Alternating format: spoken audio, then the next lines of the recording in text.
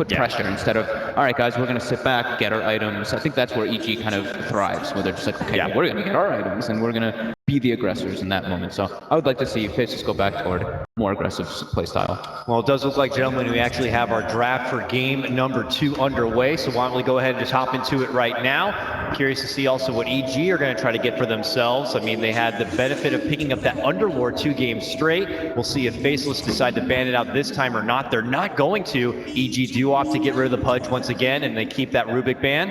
And yeah, just echoing bans here for Faceless. Same side too. Yeah. They're Dire with first pick again, while Faceless is Radiant with second. So are we going to see the nuts? Are we going to see the Witch Doctor? I'd like to see them open it differently, but I feel that, you know, it still is good against the Underlord. It definitely has its strengths, and it is kind of nuts as most played, but this is nice as well. Picking up the Earth Spirit, making sure that Crit doesn't get his hands on it. I mean, last game Crit didn't necessarily have the flashiest all-round performance, but he had kind of individually big plays. There was a couple of times where he just hit that 3-man boulder smash that kind of secured the team fights towards the end of the game. It definitely was a large factor, and it's a huge kind of step up over EG to secure that pick away from them. I like this already. It was literally what I was kind of saying, you know, like aggression. Smart, like, oh, come on. Thanks, man. No, just aggression in the laning phase. It's perfect for that. Oh, with the goodness. but okay, that's a big change up. We saw this yesterday, but it was more situational in the sense that it was going against the Drow Ranger, and it also could have potentially fended off any sort of Meepo pick. Here, though, I mean, yeah, you're going against the Underlord. You know you're going to go against a team that likes to clump up a bit, and that's where the Wyvern ulti does work best. And it's great for the deep push, great defensive capability, but I don't know. There are those other heroes out there, defensive heroes, that have found more success, like the Dazzle we saw yesterday.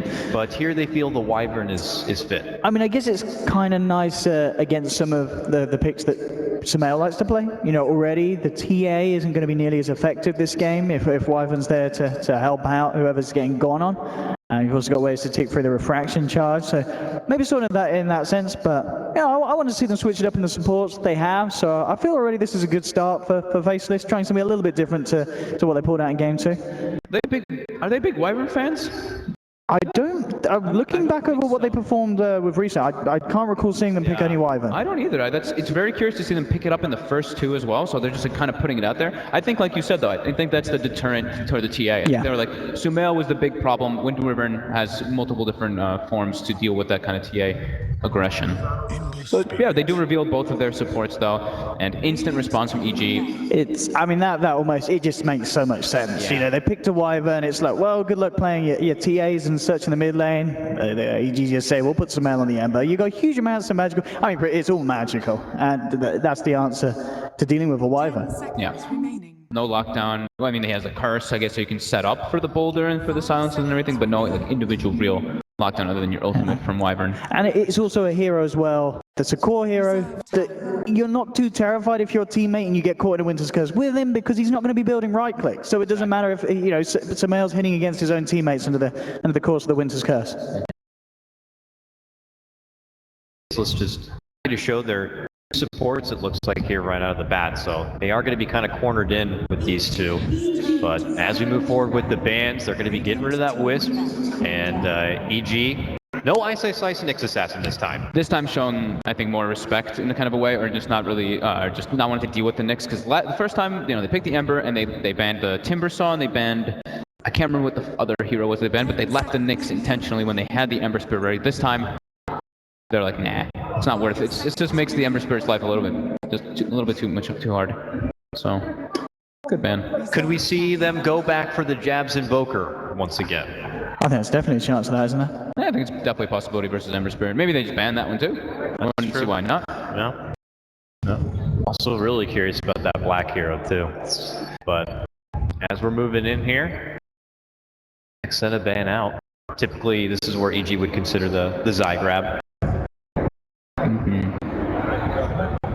And we know Zai to be one of those roaming aggressive kind of supports, or he can buckle down and be the defensive support. So the guy's hero pool is so ridiculous, it's really hard to kind of lock in what he's going to be going for. But they'll ban out the Shadow Demon. Shadow Demon Uno was still in the pool. Still there, yeah. So also incredibly good versus Wyvern. You can just disrupt the person who's cursed if you're not in a good position for it too. So and there for them. EG. 10 seconds. We said one before, didn't we? Oh, yeah, the Invoker. Yeah, we said Invoker. Definitely something that I could be thinking about. Actually, the Enigma ban out. A little bit different there from EG. I guess would have been Ice. Yeah, well, what I've been hearing through the grapevine was that offlane Enigma is a thing. And it is something we could potentially be looking out for as well. Yeah, something that EG certainly aware of here. I guess would work very nicely with the Wyvern. You have that great setup for the black hole. You know, get hitting a curse from range, allowing the Enigma to close the gap in and follow through. Looks like some insider knowledge coming up from EG there, banning that one. Yeah, who knows? Past scrims. Yeah. Whether the case be. Yeah, let's take the Invoker. They take the Invoker right away. I don't think that's surprising at all, really. Maybe, you know, kind of begs the question, should EG have banned out the Invoker instead? Potentially not worried about it. It's not going to have that pudge with it, as we saw earlier, which was, you know, Jabs did play it very well, but as you mentioned earlier, the series, there was a lot of the start down to the fact that Black was enabling Jabs to get those Sunstrike kills with the hook setups. Because he was suffering a bit in the laning phase. Like, Ember was doing, I think he had like almost double his CS at one point. Almost triple, I think. It was like 24-6 at a point or something. Nearly quite. It was a huge lead for Smell. But yeah, it was just the ganks, the rotations that a Pudge could pull off. The Nyx Assassin, obviously someone else that's very good at kind of pushing a mid lane Ember off the edge, kind of throwing him off his game with the early game ganks. They still have that Earth Spirit for a little bit of that early game. It's true. Taking action to go with the Invoker, but yeah, as you mentioned, they don't have that precious black hook into Sunstrike, so I'm going to be curious to see if Jab's going to fend for himself on his own setups, or if they'll still get something to pair with it. They probably want to grab a support here, but I'm liking Jug overall for RTZ. I think it fits pretty well versus the Earth Spirit and the Invoker. I mean, I wonder if EG might just go for a similar draft as they tried in game one, now that the Pudge isn't there. The Zai on the Leshrac is still a potential. Oh, they're going to go for the line instead, so a good bit of magical burst. Nice control against the Earth Spirit. It is a little interesting that we don't see too much Lion at the moment. No, we really don't. I think it's a hero that's always just kind of there, and people, if you say, oh, we need lockdown, it's like, okay, yeah, sure, why not? You're kind of like maybe expecting them to go for a Weaver, something like that along those lines, and they're kind of like preemptively setting up for that, to have the lockdown for it. It's a shame because, you know, beloved Rasta, Shadow Shaman, kind of fits the same profile as a Lion when you need that extra bit of CC, but also, unlike the Lion who is committed in for the burst of his finger, Shaman would have been able to provide the wards and in a hefty push lineup, which you have Underlord. I wouldn't have minded seeing that, but yeah, the Lion also, you know, fits the bill. The nice thing is that Lion has the Impale, which is big. So the disabled range that you have. Rasta is a single target disable. At least Lion has that potential to for the multiple hero disables. That is true. Which is always really nice. Yeah, but Octarine Core Infinite Shackle, man. That Infinite Shackle, though. Well, we go back the way over to Faceless's side now, where we may decide to preserve Black's pick once again here. So we're looking at They take the Juggernaut themselves. Okay. They highly like this. They highly regard this hero. Not too much Juggernaut. It could have been a little bit of a deny pick from EG as well, but okay, EG goes for this Chen. First Chen of the event. We've seen them pick it. Was it in Chinatown? Maybe they picked it once. I don't know if they played in. Maybe they did. Maybe it would have just been one game. Yeah. Give my ignorance here. Crit or Zai plays this Chen? They both do. I think that they can both play either way around these two. I've seen them both dance around with the Chen from time to time, but like I had to pick one as the Chen go-to. It's kind of hard, right? Yeah, definitely kind of hard. I think it could be Zai playing this one. But it could be either. I think they probably want to prioritize the Lion's farm a little bit more, but we'll see. They have like a 5-man lineup with the Underlord Chen. They just now need a building hitter on RTZ. So they do actually ban the Lone Druid from Faceless, so I think that's a really cool ban. I think would have really synergized quite well with EG's draft so far. Give them that nice physical damage hero and the objective taker. Is there anything new meta about I'm going to go back to the Chen. Anything new meta about the Chen since the new patch? I know there's been a lot of talk about the Helm of the Dominator and such. Is that anything he incorporates into this lineup, or is things pretty straightforward as far as Chen play goes?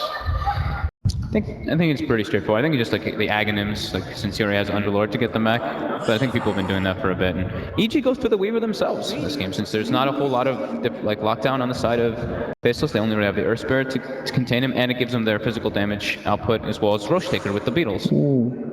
I think Faceless did do Magnus Jug before. They have done mag. They have done the mag. And it's Ice Mag, yeah. Hey, Ice could play the mag on the offlane. I sure love a mag. That's a crowd pleaser.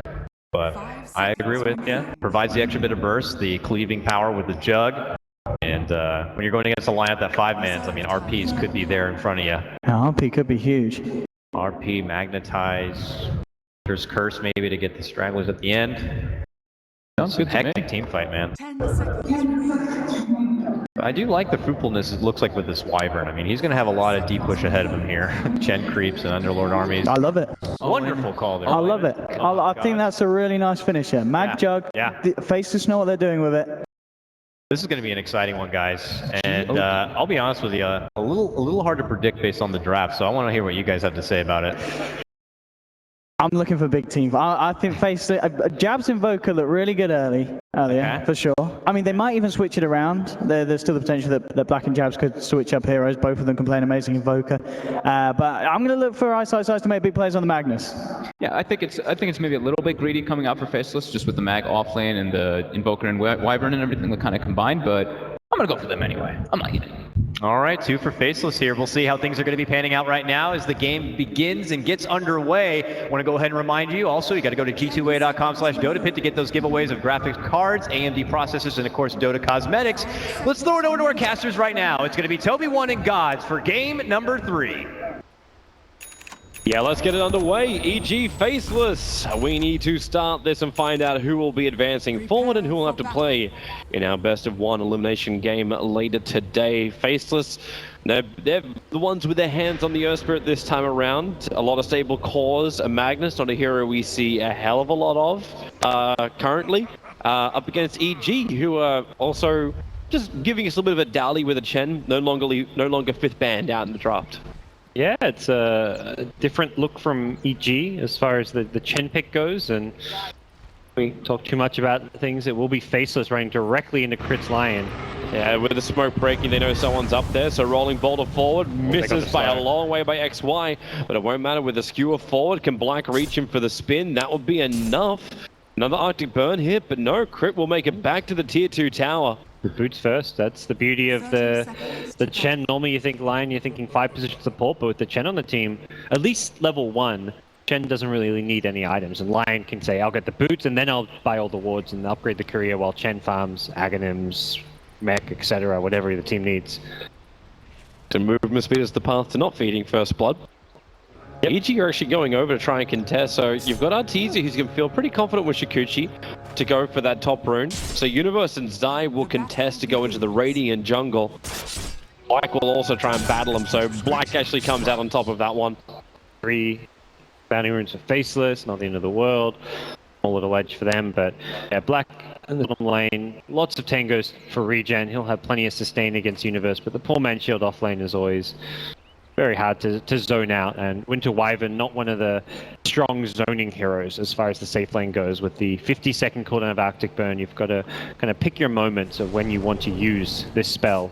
I'm interested to see just how much pressure they applied to the Winter Wyvern, and I mainly think of that because of the timing of Zai.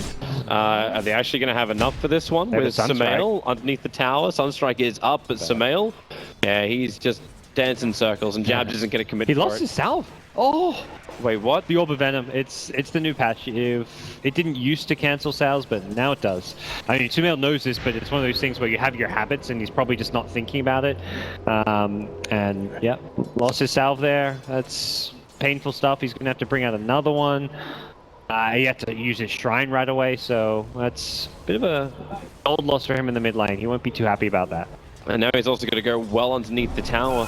They want to keep the tornado in range, so Jabs has a couple more issues. But when he does this, it allows XY just to go in. He was in so far, so deep, and now he's going to lose his life. Or will he? No, the Flame Guard will protect.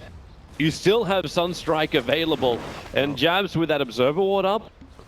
I know, Samel's going to trigger off the salve. So again, not burning off a lot of mana, but Samel's burning a lot of consumables to be very aggressive in the mid. He's got 1 CS per salve. He's been rolled on again in mid lane. Sumail Being slowed down, pressured some more. He won't be getting too low this time with the poor man's shield, but he's bought a third self, so This bottle is going to take forever for Samel to get. Tough lane. At least he's not dying, because if he's dying and he's doing all this as well, this is just going to like compound the issues. Because there's no point up in Quas on Invoker.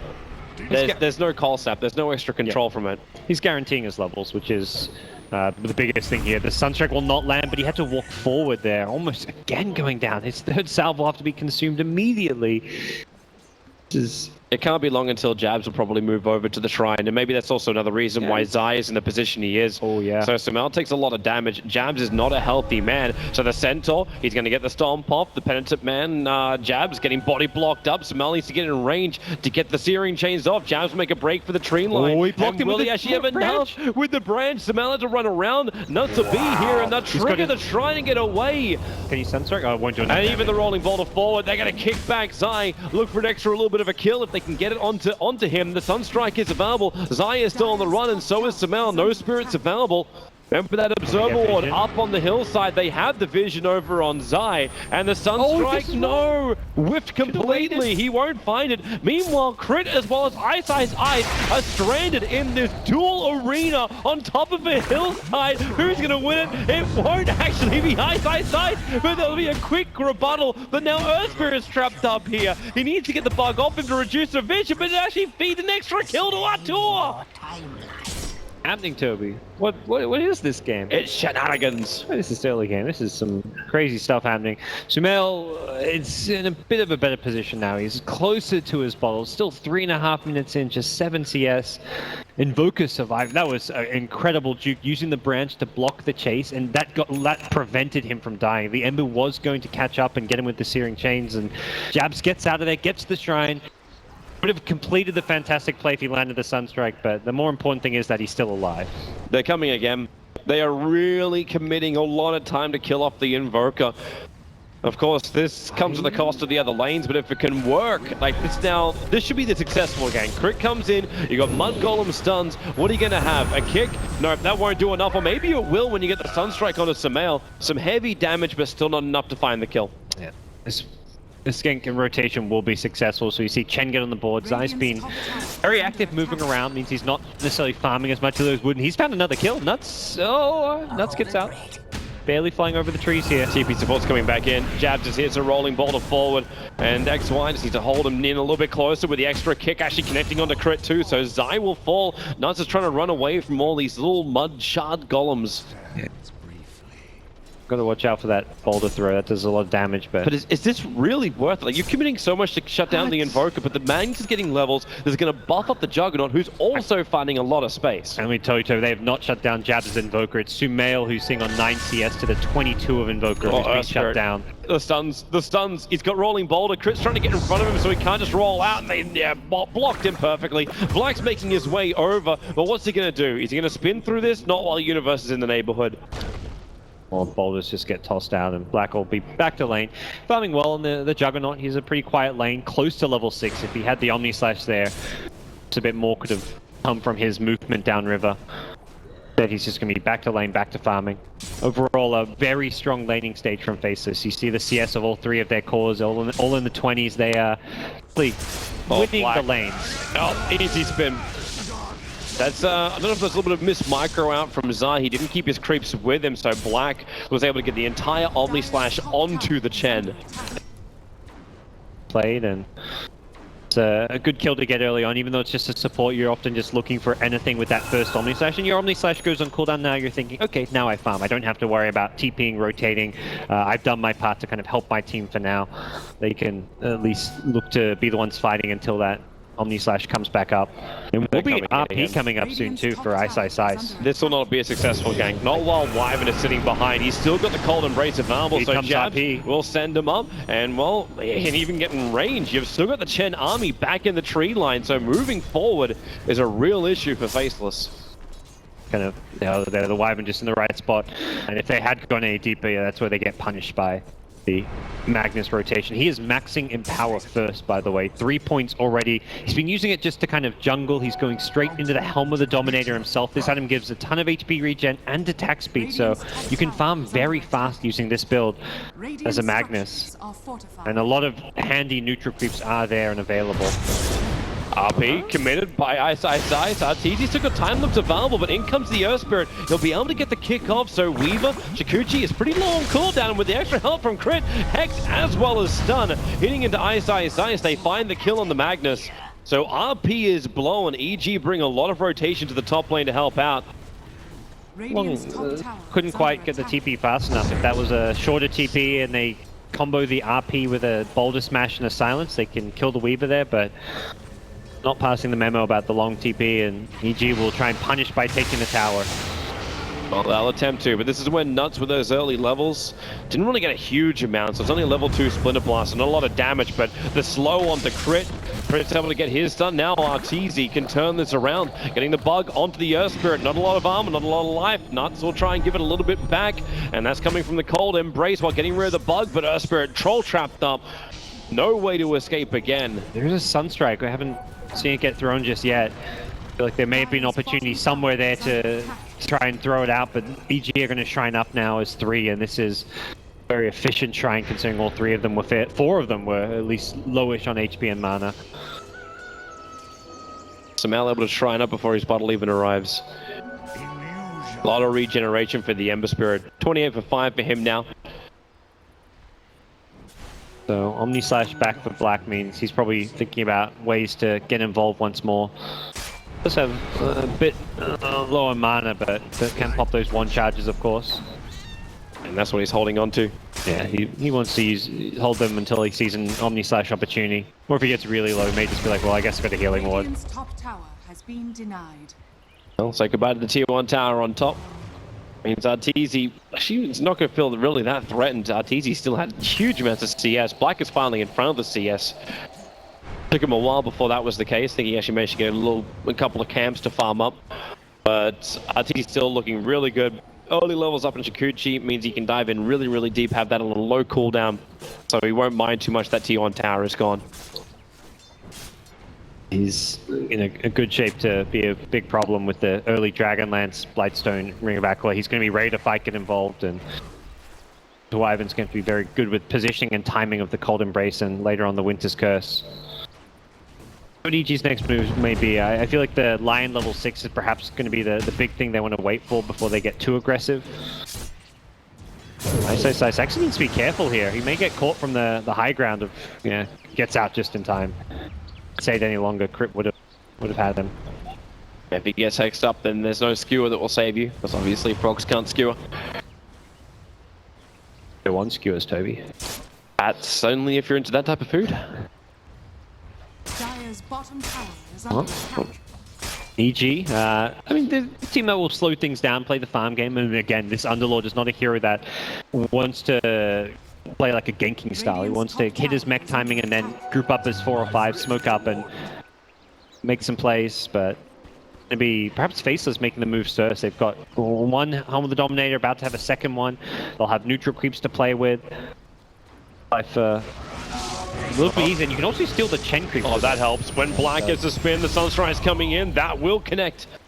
So Crit will go down the Sunstrike, and Black with the Haste Rune. That's why Lion was unable to run away. I can kind of foresee like a Faceless play where they're defending a tower against Chen and they just double Helm of the Dominator his creeps. He's locked, he's still got spin available. Now it came back off cooldown, we'll start the spin. There's a lot of damage to the creep wave as well as the Chen creeps, but he's staying very far forward. And now, actually in a world of hurt, Wyvern's coming over, he can give him the Cold Embrace in just a second, but they need more damage. Split Blast does its work, Black has managed to retreat back out again, and now Nuts has to change himself and actually put himself in the Cold Embrace. Will lose his life, and looks like the Earth Spirit may join him in the afterlife. Finger of Death's available for Lion. Looks like Chris just holding on to it for now. Why waste a long cooldown time on it? Just let the rest of the heroes do the work.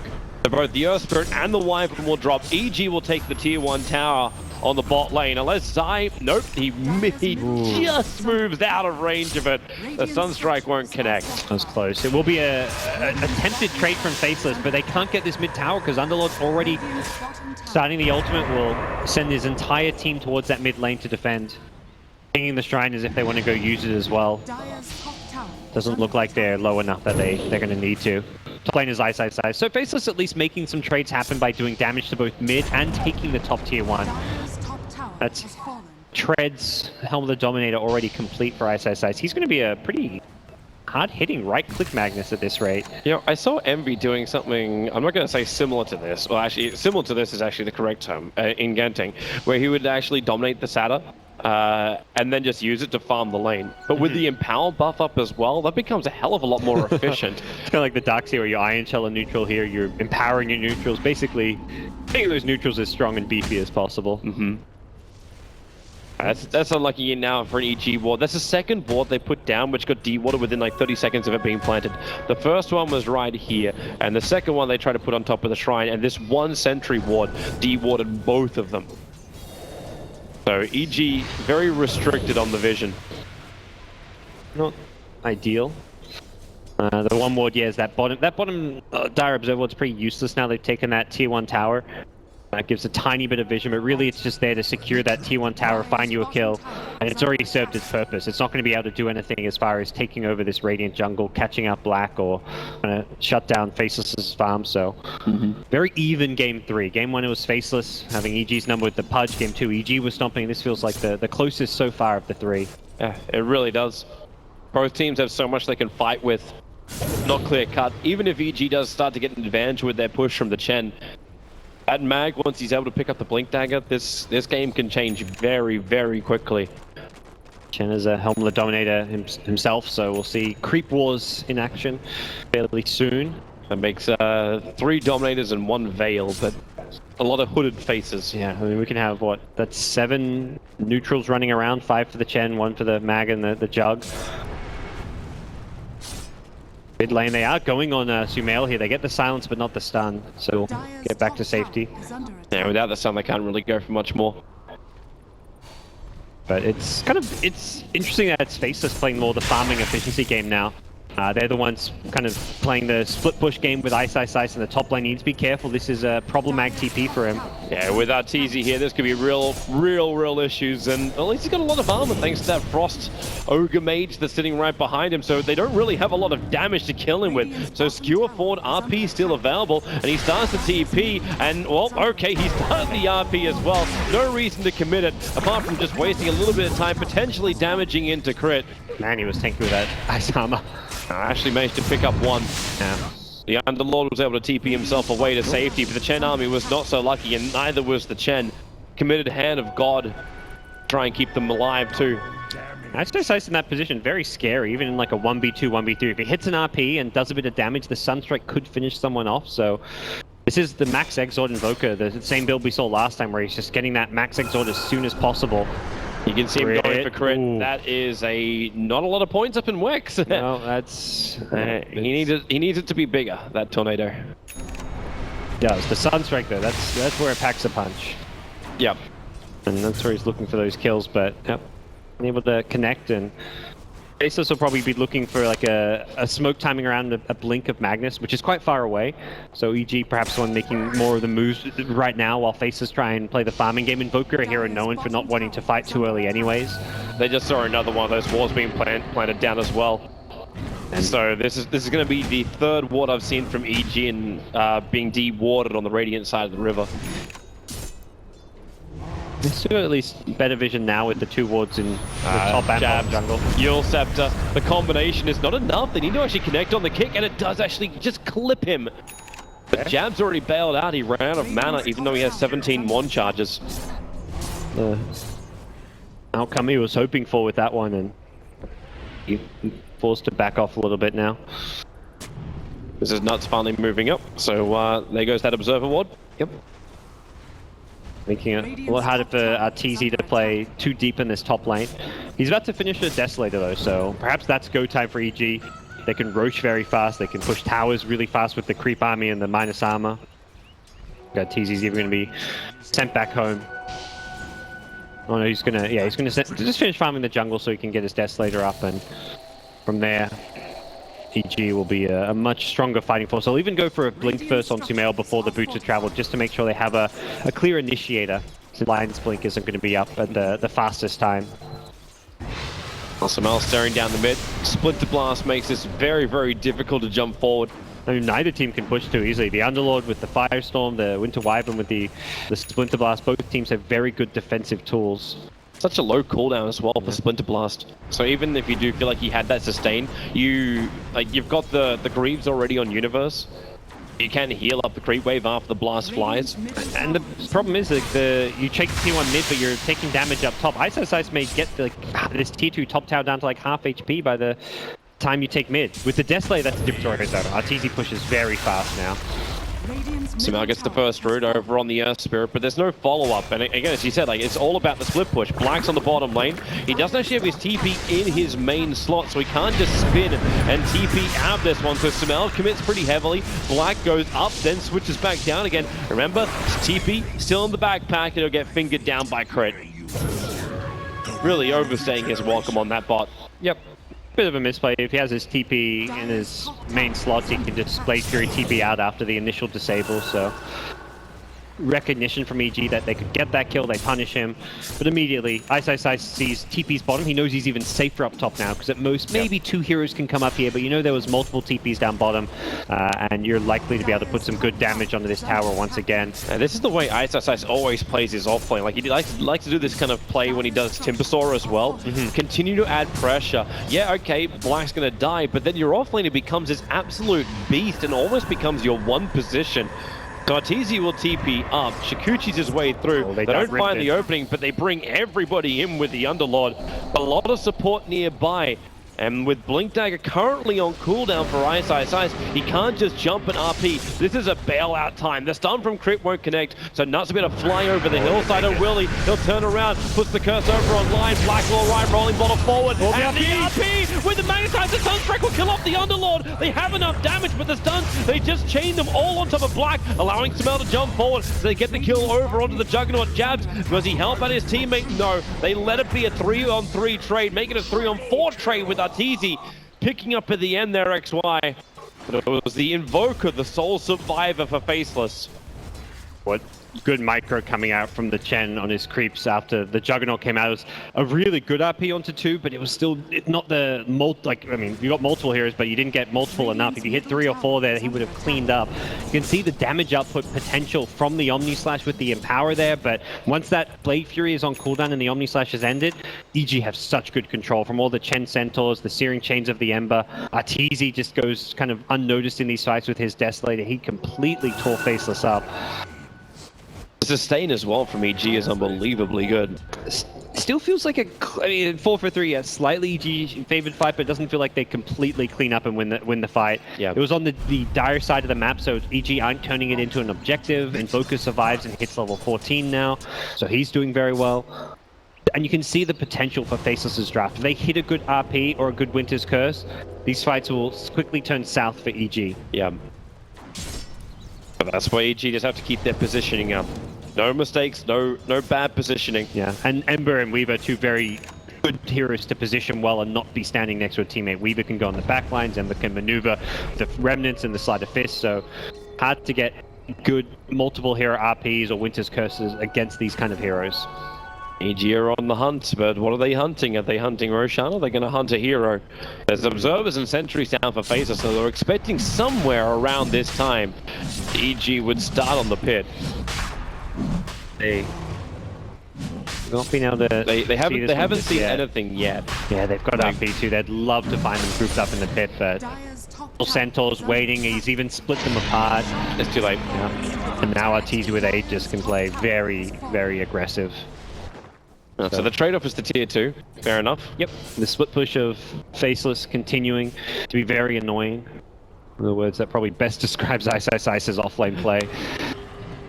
And you put Black on the front lines. Okay, Universe is up here too. Nuts is making a fly for the tree. But Black is already here at the tier 3 tower, so they want to go for the hunt. Black with the Empower pushes this wave very fast and does some serious damage to the tower. And Wyvern TP'd away as well. Yep. So Black has already got this tower down. 1/3, almost half of his HP. They're going to just play this is like the old school alliance style where you're just splitting your opponents apart. Once the Boots of Travels comes up, it gets a bit easier. Okay. Okay, yeah, that was a solo kill with the RP. Sunstrike, and he stole one of the centaurs as well, it looks like, so... Or maybe that's just his own. Either way, nicely played from ISIS. When you're playing split push Dota, you don't care about using RP in a team fight anymore. You're kind of thinking solo kills are fine. You slow down a Chen Agadim Scepter, you slow down the 5-man push timing of EG. EG's timing is like in theory like around Boots of Travel with Aegis on Weaver and like an Axe on Chen would be great. Black sword out. Crit's got that Finger of Death. They're still only level 1, but Juggernaut doesn't have a lot of life to start with, so the Finger of Death will be more than enough to help bring him down. Low enough for TC to finish the job. That's always the risk when you're playing the split push, is that eventually you've got a line with a Blink Dagger, he's going to find those picks and get the kills here and there. No one immediately at top lane. Jabs is headed up there trying to pose a threat to that top lane, knowing that already down to half HP, anything that can deter EG from going all in for the push. Chen kind of has to still rebuild his creep army a bit, so he's not all ready. Well, we're going for a jump again. This one's actually down to... Expecting the split push, and Ice is... he's ready. He was wary. That was some good heads-up play from him, and a really nice attempt. This is actually Arteezy now alone in the mid lane, but with an Aegis, he's pretty safe. Yeah. Aegis Weaver. Once that Lincoln Spear is up as well, he's going to be even safer. But Arteezy, he runs underneath the sentry wards. They jump forward, Arteezy. Kuchi away again. He's happy if he would tank something as big as Napi just before the push comes from EG. But you look back up to top lane, Jabs is already starting this push once again. So Nuts has to curse over on the Weaver. Samel wants to jump forward looking for the kill, and he does go for it. And the RP is down. The Sunstrike is here, and will it be enough damage? Yes, with the skewer forward, they had just enough. Jabs will TP over, and now it's Faceless. Omni slashing through. Arteezy will have to actually time-lapse out the damage, but he's happy with that. Soaks up the Omni Slash, but now caught out. Silence, the kick goes through. Hits onto Crit, so you actually have an extra opportunity, but Universe is coming in to try and help out. Remember, he'll bring that heal. Arteezy Chikuching his way up, but you've already got Magnus looking for a bigger target with the Splinter Blast through. A skewer up with the extra slow. The Sunstrike right on top of Zai. EG, they're losing so many heroes. And Faceless fighting beautifully. That skewer at the end, both skewers, oh my god. I've never seen this spell used in like such impressive ways as far as the impact on these fights. EG just get a bit ahead of themselves. It felt like they were fine in making that play. Arteezy with an Aegis, sure, he's playing very aggressive. Sumail kind of has the elusiveness, but RP timing on Sumail as he came out of the Sleight of Fist was absolutely impeccable, and I mean, you can't even really blame Sumail for that one. Sumail's now going to try and kill off the Wyvern. He knows Cold Embrace will not protect him. Yeah. Handy little kill for him, but it's top lane where, again, the split push is coming. ISIS just trying to be pesky. There's the Dark Rift onto the neutral. Yeah, they're coming in. They're looking for him. A quick skewer up. He can't blink away. The damage was there. So ISIS will lose his life on top lane. Trying to just do something with Black, but Black bowed out a little bit earlier. That is a great use of the Dark Rift mechanic with the neutral creep. Sumail, he's going to find another one. This time it's Earth Spirit. Earth Spirit rolling boulders forward, a little bit too slow. Doesn't really get the perfect hit into him, but does kick Sumail down. Another quick Sleight of Fist, and he is blinking away to safety. Yep. Jabs is ready to perhaps look for a combo down bottom, or at least just take this tier 1 tower, which go without much of a fight. With no fight there, they might look to the top lane. That's one tower which Faceless can fight for. Yep. And they kind of have to. Like, it's their last... they've only got 2 remaining outer towers. Would like to wait for the Magnus respawn. Crit. Blinkers up, jumps forward, hits the stun, and went to Wyvern. The kick will fly forward, but it's all just a little bit too late. And on bottom lanes, maybe Sumail, Jabs, Yule Scepter, Sunstrike's going to hit its mark. Sumail, maybe not, with the Sleight of Fist up. The Force Spirit still doing their work. Low on armor, but not enough damage to finish the job. Again, Black, mid lane, split pushing. This has been the go-to for Faceless. They just do not want to fight too head-on. Wyvern getting caught there shouldn't happen. You know that you've known for some time the line has a blink. You have to be ready for that blink catch. You can't get too close to your towers in those defensive positions, but getting caught there does mean it's a free tower and a tower defense. It gives them the time to get back, TP to the tier 2 mid, prevent Jug from doing too much damage. But now there's a Magnus BKB, so this Magnus is going to be a true core hero as well, and scale pretty decently in terms of damage output with an Echo Saber queued up as his next item potentially. Wondering if Crit actually has enough for this. He's got the Observer Ward in the lane, so he sees everything, but with only Universe nearby, that's not enough to work with. Smoke's gonna break, quick time lapse away. Arteezy not taking any chances there at all. Good reveal. We'll come back in towards mid lane. Needs to be careful as a RP is available. It's Zai on the run, and that's exactly who Magnus is looking for. Splinter Blast will fly. Oh, nope, okay. Well, he was so precise with his skewers before, and this time Ice just didn't get far enough in front of Zai. Really nice smoke scout from Arteezy. Kind of figure out what was going on, and Faceless will likely go back to farming, pushing out these lanes a bit. Well, they still need more farm on Black. Yeah, I mean, their late game with Invoker, Jug, Magnus is very, very strong.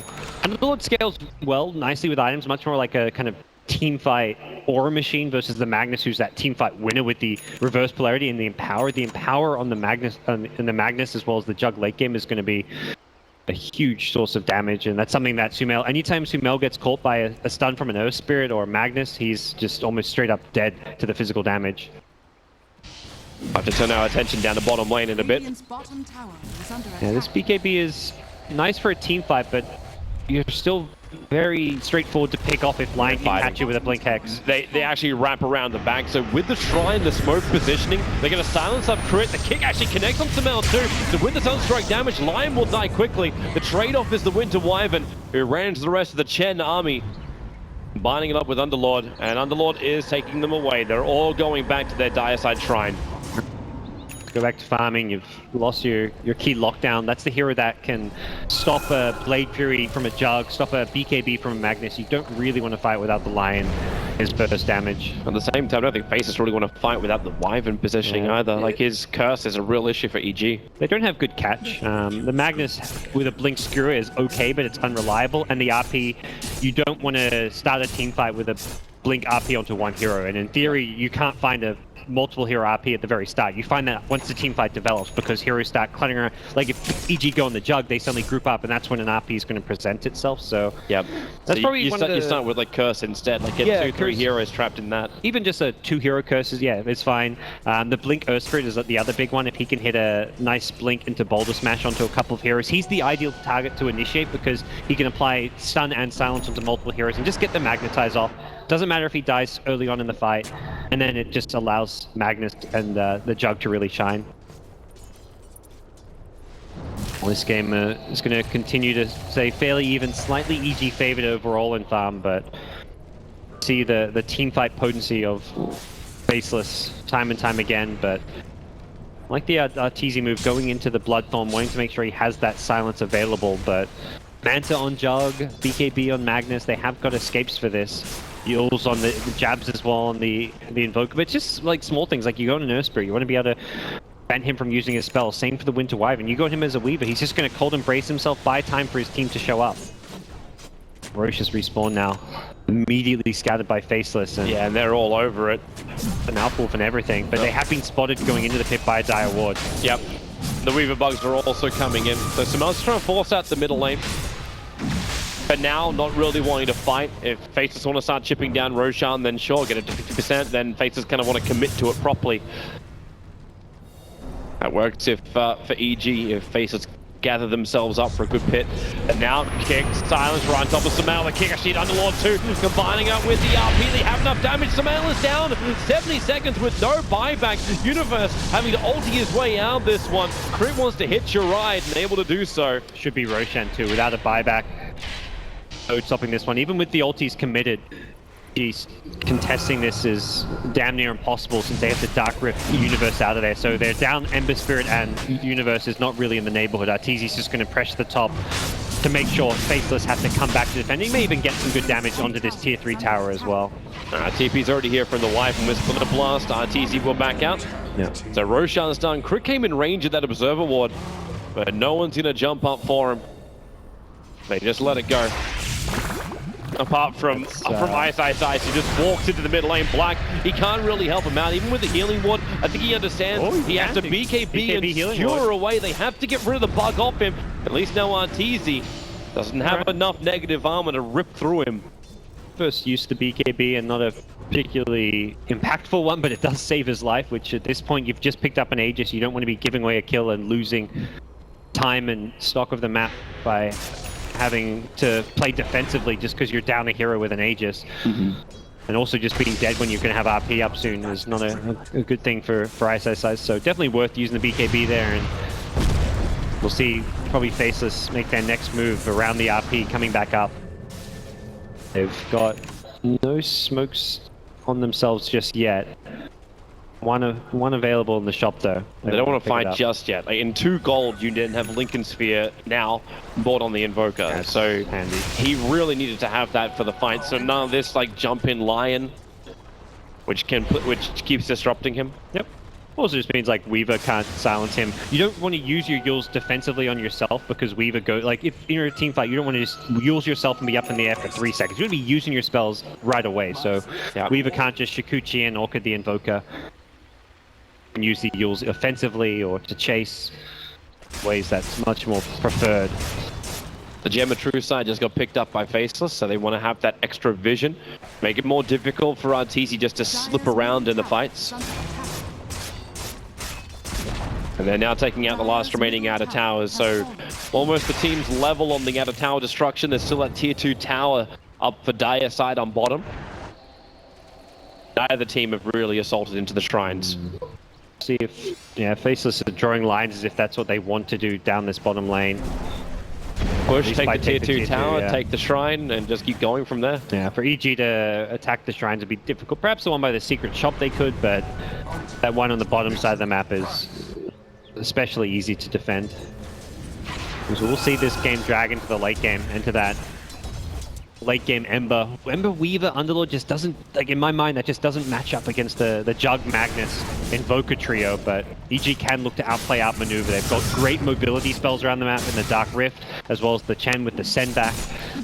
They can use these tools. There's too many things that can go wrong in the EG late game. Yeah, I mean for Faces, I don't even feel like ISIS has to hit 2-3 hero RP. If he just RPs Sumail and they kill Sumail, that's enough. If he just gets Arteezy on the Weaver, I feel like that's enough. His job is done. Well, you saw the effect of it in the last fight. Sumail was a non-factor.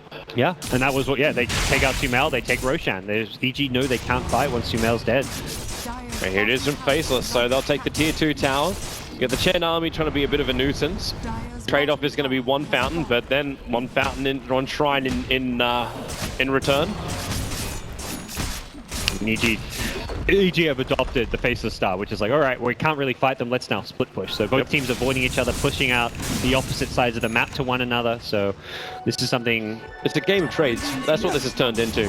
Absolutely. And overall, EG, very efficient team, are maintaining a very small gold lead, but it's slowly being lost. Part of that was the tower gold as well as the Roche gold, but both teams are kind of matching up pretty well. The farming rate of the Midas Invoker versus the Empower on Magnus and Jug. Underlord doesn't really keep up as well in farm compared to all those other 5 cores because they just all kind of power farmers in different ways, but it's still an Underlord who can have a very big impact just through his defensive items. Oh, Black knows what he's walking into. They have the Observe Ward, but Black, is he wanting to tank it? He'll actually die so quickly. The RP is still not being committed by ISIS. There was no fight, so he'll just TP out under the cover of his own BKB. That is a very interesting way for Faceless to initiate. EG were ready. They're like, they're going to go for our shrine. Let's punish them. And, oh, nuts. Get out of there. Oh, perfect timing for Sumail. They still have that Observe Ward up next to the dead shrine. Yeah, that was very well played by EG. They had the high ground position. They knew Faces were going to come for their shrine. And with the Hex Bloodthorn, that Juggernaut fell very fast, despite having the Manta, the Skadi, a lot of stats, a lot of armor. EG were able to bring him down, and he does not have buyback. This is a tricky hold, potentially. And it will be. Jabs is finally coming back, and they need him. He's the big player in this hold. With a jump in, the skewer, ISIS tries to go on Universe. He was pretty slowed up. We've dragged him in deep inside the base. They've even lost the Aegis now. But I think with the respawns coming at AG, they're going to back off knowing that this is not a good time to get caught near a tier 3 tower. Fighting into the shrine's always going to be tricky. They want to make sure they can play for the late game a bit themselves. They've got 2 Ancients already on Zai. The 2 ideal ones, like perhaps you could say. No, they just stay with easy objectives. Goodbye, Shrine. Yep. No TPs out. Both teams have really mashed each other blow for blow. Like EG split push one side, Faceless split push another. EG takes Shrines on one side of the map, Faceless do it on the other side. Both teams kind of even matching up in terms of farm across the different cores, so very even game. Bit more farm than the EG supports with the Zai Chen having Vlad's Ags and the Helm of the Dominator versus an Earth Spirit who's sitting on just really the Bleak Dagger as far as playmaking items go. He'll get more. With the 90 gold per minute talent tree, he'll get a lot more items. That is true. This is a hero that late game with an Ag Scepter can be a game winner. Seen in the past how influential that Ags upgrade can be. They're on the hunt. Observer Ward's going to see the courier, but it's okay. Well, maybe that's actually not that bad of a pickup. It had 2 Observer Wards for EG on it. It could have been worse. Scan doesn't find too much, and yeah, coming out of Invis means EG know he either had an Invis rune or was smoked, and more likely that side of the map means his teammates probably smoked up, and again, EG's make the exact same play, like, okay, they're all bottom, let's go all top. We can force them back by pressuring this top tier 3 tower, and that's going to be the play they look to make as EG are pushing. Their creep wave going to reach the Radiant base a little bit before Faceless reach the EG base. Yep.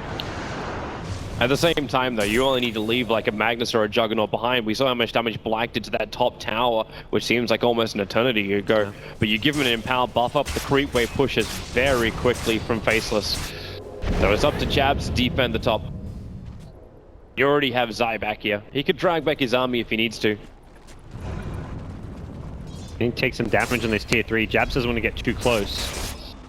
Okay, now TT's coming over too. So Ice, waiting for the opportunity, walking forward.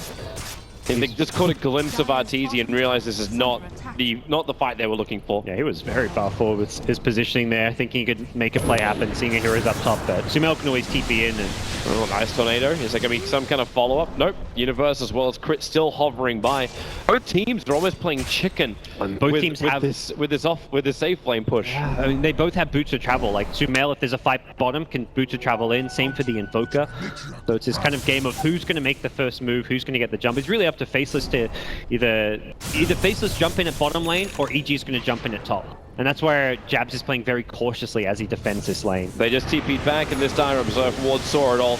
Tornado will only connect on the creep wave, so Crit waits in the tree line, so does Universe, and they're all bailing out. Unless Black got really lucky then, with that Invis rune, he potentially could have run into Sumail on the way out. Yeah, Universe is going to Dark Rift him home. I was wondering if Crib was going to stay in there even longer, but... Bottom lane, Arteezy goes a little bit of a run. The BTs are down from Jabs, and Arteezy just so quick.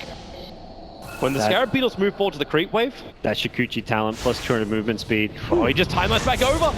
RP's going to be there. The Sunstride's coming in with the Meteorite. They have enough control. No time-lapse time. Although time to time-lapse for the Weaver. That's a handy kill. That's, I think Faceless have kind of decided how they want to approach this, which is just wait for the big pickoffs. Play around probably the next Rosary spawn as well. They're getting their big items up too. With that money, now you're going to get the full scythe device completed on the Invoker. Or almost the full scythe. He needs one more camp to farm, but the Ember Spirit's just taken these two. The Earth Spirit is a big problem here in the late game because Sumail has a Manta to get out of the silence, but Weaver does not have a escape for that silence. So getting caught by the silence or a stun can be the death of those two heroes. They're going to try force the buyback with Black, who can, in his mind, safely push the high ground with Blade through. He needs to not get hexed by Lion into a buyback of Weaver. That's kind of could be his potential undoing if he's not careful. So he's going to probably just wait for the Blade Fury and just slowly, safely push and break through. They have to be careful. Like, if you lose this fight, Roshan's up in 10 seconds time. So you could actually lose the Aegis and the Cheese as well. So probably going to chip it back here. This is, I imagine, the retreat here. It would make sense. Slider Fist Searing Chains, Crit with a double stun as well, trying to force the engagement. Universe moving forward as well, able to get a 3-man pit off. Wyvern caught in the middle. That Black and Magnus, they're the bigger ones, was wanting to retreat, and BKB triggered by Ice. So that is all she wrote of this push. He got scared of a lion finger, I guess, and the need to make sure he could get out of there okay. It's still good damage though. in 3 seconds. It looks like Jab should be able to finish off this shrine, and taking out that shrine means taking Roshan's a lot safer because that access point for EG is taken away. They can't TP there. Still could potentially Dark Rift to a neutral there, smoking up fast, and they want to come over and contest this, but it's so difficult now. Like, you got a fresh Shiva's gun over on the Magnus. You want to initiate in, it could still be a trap. Magnus doesn't have the BKB, but they are on a good position here on the high ground with the advantage. Arteezy. Sentry's there. Oh, Sumail! He jumps up instantly. Nexus Sunstrike's going to be there. Hit by the meteorite on the backline. It's a huge kick. Rolling back and RP him in a second. There they are. Put them all together in one big bag and crack the eggs of EG. They're dying so quickly. The damage will be there to bring down the Earth Spirit, but Black's on a triple kill. Arteezy yules up and towards the air. Do they have enough control for him? Black, maybe they actually do. If Faceless is actually starting to fall a little bit. Jab is isolated. Arteezy's going to be on the run with Shikuchi. He's got the movement speed. They have to commit a lot of buybacks, EG, to take this fight, so Arteezy will get the double kill. They need to take Roshan as well. Buybacks available for the Invoker, but Black caught out by Sumail. The buyback will work for him. Sumail will die. Sumail will live. A big kill streak ended, and it'll be Arteezy starting up Roshan to try and finish it. Whew, I don't think that was the EG plan, but it worked out. Sumail dying very quickly at the start of that fight, but with the buyback, it was a great Winter's Coast too. They even took out the Lion from the fight. Like, that's a big problem here to deal with, and they took out Lion, they took out Sumail's Ember Spirit, but they both pulled back, and so did the Chen. Yep. The buybacks being enough to pull them through. And with that, they may look to threaten this high ground, try and force Faceless to commit their buybacks. Well, that'll be a big thing if EG can do it. The fortification will buy a little bit of time. Arteezy's walking around with the cheese on himself at the moment, so he's not worrying too much about the damage he's taking. We'll be worried about this Magnus respawn in 10 seconds, or at least should be. Oh, there's your jump in. Underlord coming in with the ultimate. They find the Earth Spirit out of position. Colin Brace will buy a little bit of time. Earth Spirit's down. The extra stun. Wyvern's gone as well. Wyvern will buy back. Earth Spirit doesn't have that same luxury. They are really holding on. They do not want to commit these buybacks at all, even at the cost of their mid-ranks. If they go for more, then maybe. Skewer forward. Magnus getting silenced up. Arteezy staying on him with a Bloodthorn, but the Cold Embrace protects the Magnus for now. Tornado will not be able to catch anybody but Crit. Cole snapped up while taking damage from the tower. He'll lose his life. The Gem of True Sight on the deck with a Deafening Blast to Mail. He's so low. He'll burn the Aegis Immortal. A quick pause. As you said, they are taking out top. Universe is up there. Small little issue with the crash, but he's straight back in again. And he's back in 5 seconds after this Aegis, so... And he'll have a lot of damage to pump into Jams as well as Nuts. But this will be 2 melee racks going down, of course. The entire mid-ranks was already taken, but Arteezy starting the damage. Arteezy back up. There's Sumail, jump forward. Doesn't get the steering chains off. The top lane's already had the damage done to it, so we'll stay with the fight in the bottom lane with Wyvern in the tree line. Sumail, it looks almost too easy for him to do this. But Black's here with the Omni Slash. No one properly isolated that he can kill off, or controlled enough that he can kill him off. And in fact, this Juggernaut is in trouble. The pit's down, Black's losing life, now into the Omni Slash. Arteezy, that Hex held in there, bouncing back over to the Underlord. The damage is big and it'll be enough. So you bring down Arteezy, you'll take Universe as well. Those are heroes with buybacks. That's the good news if you're EG. You're not in danger of having a Rax taken on your side. If you lost an Ember there, if you lose like the Chen plus Lion, suddenly you're defending your high ground with a numbers disadvantage and a very long respawn time. But you see the line just being drawn? It's let's go mid. That's the line that came out from Wyvern. Seems to me like a decent idea right now, considering Weaver is dead again. They're probably expecting buyback to be available on at least Arteezy, if not both him and Universe. But Faceless have ideas in their head that they can even things up with a Rax. They push out the top lane with the Invoker, who's got boots of travel, but EG will be ready with those buybacks, and very soon a potential Octarine call could be coming on Sumail, lowering his cooldowns even further. He's already got the level 25, and this is going to be a hold for EG that's definitely possible. If they mess up, they won't have buybacks. Yep. Crazy position to see this game in, and you're seeing Ice looking for that opportunity to move forward. Doesn't really have it, so they put Black on the front lines. Gets Panton stumped. Got a hell of a lot of damage coming out from EG, but once again, they have fortification to stall this up. 15 seconds until the Weaver is alive, and maybe it's now EG's turn to make the same kind of sacrifice. That mid-Rax, there's no pickoff this time around. It was EG will find the pickoff that kept that push going inside the Radiant base, and Faces may have no other choice. They may have to bail out of here. I don't think it's the forward spirits there, but yeah, with Weaver back alive, this suddenly gets a lot tougher because now EG do have the buybacks to play with. Now that they've respawned Universe Arteezy, both have buybacks. It suddenly turns into the high ground defender's advantage as EG can use that Weaver as a kind of a front liner, not be too afraid of him going down. And also importantly, Sumail's Ocarine Core comes out. So this is where that permanent Searing Chains comes into play, as well as that very short cooldown on Sleight of Fist, giving him a very high amount of damage to be output in these team fights. And Faces, they really want to go for this. Arteezy come back with a TP scroll is all it'll take. They just pin it up. Remember, this time there's no fortification. So Black chipping away at the tower with Mjolnir shield on him. Hoping for a little bit of sparks to come. But nothing yet. They're really just trying to finish it off with the Blade Fury, but I think they decide, okay, it's getting a little bit too dangerous now. They saw Arteezy top and perhaps figured he might have a TP on cooldown, but was not the case, and they're going to back on out. They also understand that these creep waves is going to keep pushing in on them, so they can only keep the siege up for so long before it just becomes like more problematic that they get traded out. Oh, EG want to catch them and fight around this really nice high ground ward that they've got. They see a lot with this ward. You have to also know that maybe Jabs will be able to rotate in quickly. Black, where's that jump in? The double Searing Chains, the Hex over on the Magnus. Ice, almost down, but will it be enough? The root's there. They have enough time.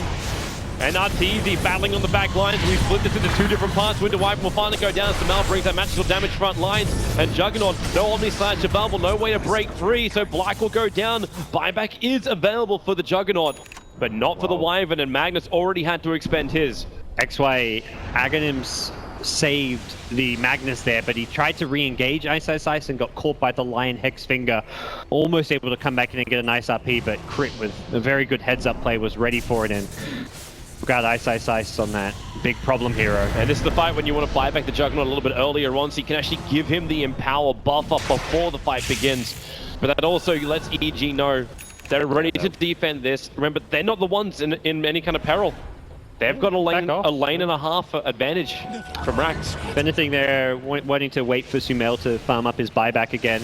Make sure that they have two, and it's not even just about having the safety of the Ember buyback, it's about having the aggressive potential of it, because you want to go push high ground or play hyper-aggressive as an Ember Spirit, you may just say, look, I may get taken out by a Magnus RP, but I'll have buyback, I can remnant in, and without an RP, I'm going to go ham. I'm going to kill all of them. So sometimes dying as an Ember Spirit can be a good thing in a fight. And maybe a decent approach to take, where if you trade a Ember Life for RP, that could win you the game. That could get you another lane of Rax. Pressure on Invoker. Ooh. Yeah, this control, like, I now watch Ember like a hawk, watch the Invoker like a hawk, because he is going to be that one that gets the quick pick off with almost no trade, apart from triggering Refresher. There is the Lotus on Chen. This is the protection, yeah, that needs to be used to perhaps dispel that Hex as soon as possible. Ideally, I think you want to almost save it until you see the Hex. Using it preemptively, maybe not necessary. Rather have it for the dispel than the echo. Smoke on smoke.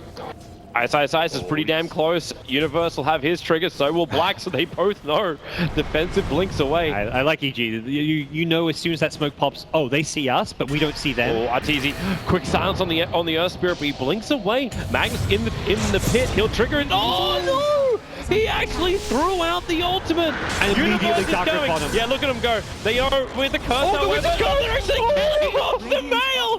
He transferred him down, and they killed him mid-TP. 2 minutes on the sideline for the Ember Spirit. That actually worked. Nuts. He may not save the day, but allowed Jabs to initiate. Sunstrike's off the mark. Remember, he's still got the refresh drop available. And now with a buyback, you want that Ember to start fighting. He'll jump out, back out to the Spirit again.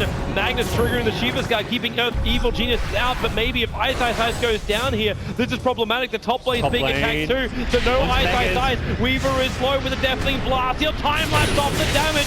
still surviving. The side of Fist and Ember, he's back into the mix. Goodbye, Wyvern, and this will be maybe enough damage. Black has his ultimate available. He wants to isolate the nail with a kick forward. They look over to Chen. The bounce continues. Zai will go. It's a triple kill for Black. Rolling ball forward. They found another one. They found Crit up next to the ancient area.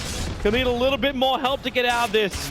Or maybe not. Black is already having to push down the mid lane. They're being sieged on all sides, and Megas are now up for EG. I think suiciding for the Megas there is fine for Arteezy, but Sumail dying. He has a buyback. Suddenly Faceless going to be pushing out forward. Jabs may TP in, and they may look to try and take a couple lanes of racks back themselves. This is a not done and dusted game just yet for EG.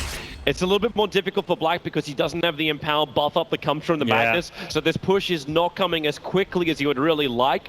And the Chen army is still a real pain in the butt. The line is a scary hero to be pushing into as well, because he's got that burst damage potential. If you get hexed, if you're a Jug and you get Hex impaled while Weaver buys back, suddenly you're dead and you've just lost the game. So he's going to actually back off, and they're not able to capitalize on the fact that Sumail just died back.